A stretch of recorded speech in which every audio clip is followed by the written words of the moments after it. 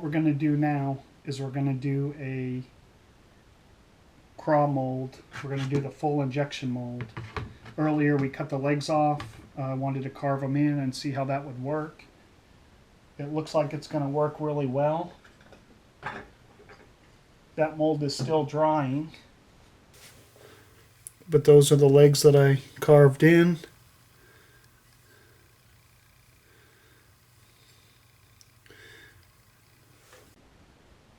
It's going to be a few days before I can shoot it, but anything that shows up is going to work. I was wondering if I could really get them in there fine enough, or if they'd be too big, but those are going to be fine. I've marked the bowl with two little marks at where these baits should be, so I don't have to try to figure it out later. And I've already got the plaster measured out in the water. I'm just going to go ahead and mix up the first one here.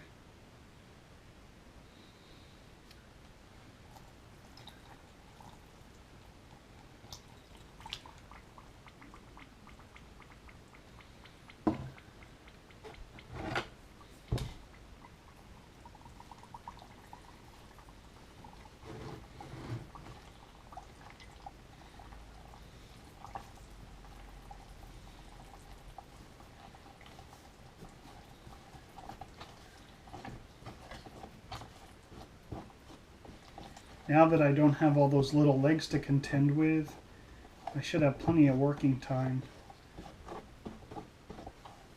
I don't worry about how much time I spend mixing up the plaster normally.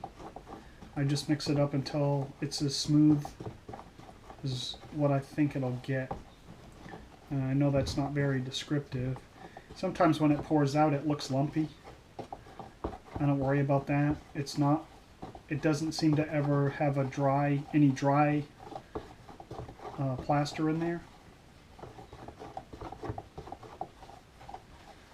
I'm not really sure why it does that little lumpy business. Okay, that looks good.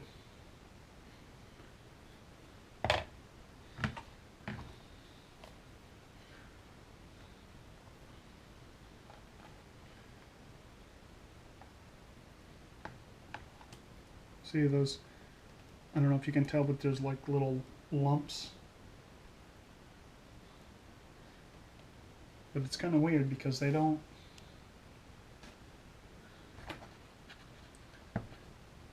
show up in the mold anywhere. My table is warped a little, so I'm just using that little piece of paper to make sure my mold is flat. Gonna work out the air bubbles.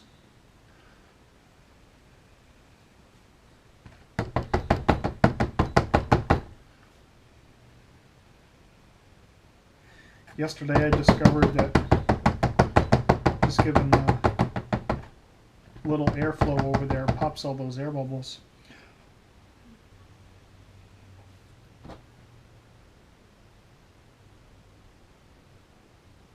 If I get a stubborn one, I just stab it. That one's real stubborn.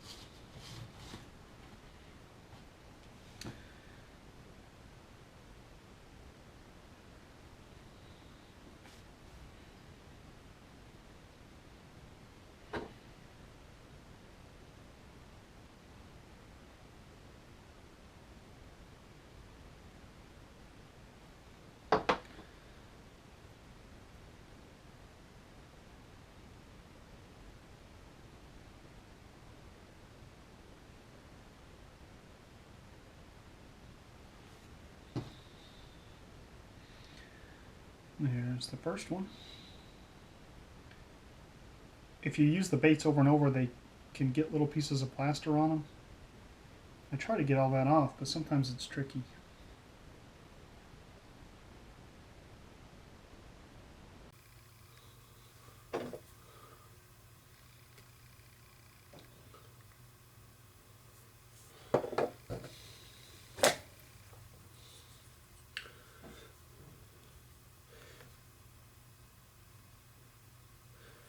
Now I'm just working the antenna out.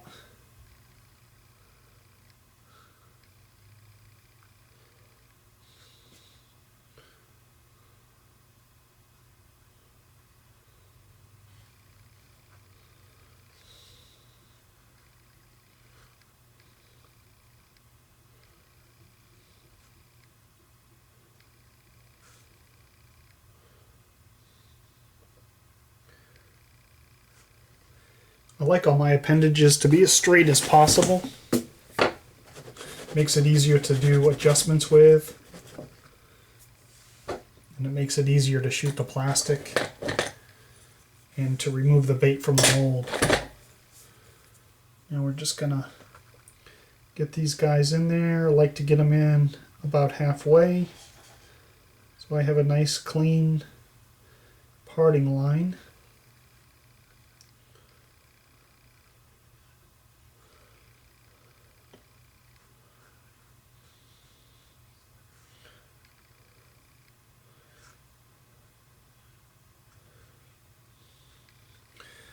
Okay, now what I need to do is a sprue runner. Don't have one cut up to the correct size here.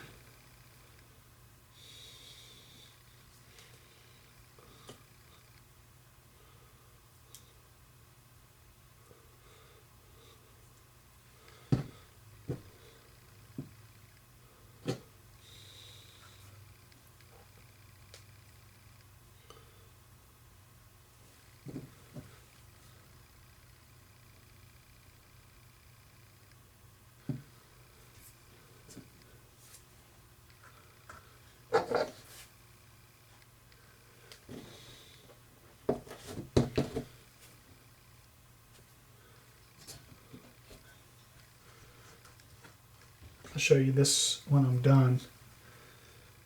But my plaster is going to set up, so I'm almost out of time. Hopefully I'm not already out of time.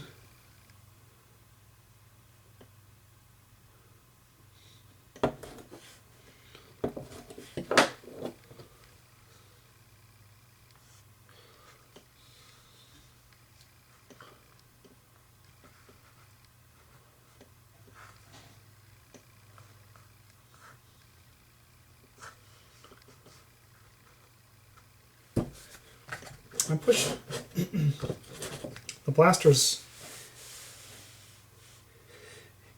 It's kind of about the consistency of silly putty, maybe a little bit thinner, where I can definitely stick my finger in there and it's going to leave a hole, but it doesn't have any flow left to it anymore.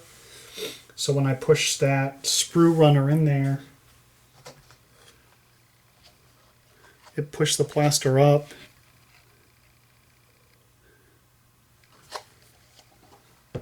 Believe it or not, that's about all you'll need for an injection mold. It's just that much of a sprue. You can see I got my antenna mixed up. This one here has plaster on it, so we'll have to clean that up before we do the top half, which shouldn't be too bad. And then the other thing we're going to have to do is we're going to make a top to the sprue. So basically now I just have to wait for this to harden. What we're going to do is before we do the top, we're going to put this in here. And I'll show you what that's about. But right now we just have to wait for this to harden.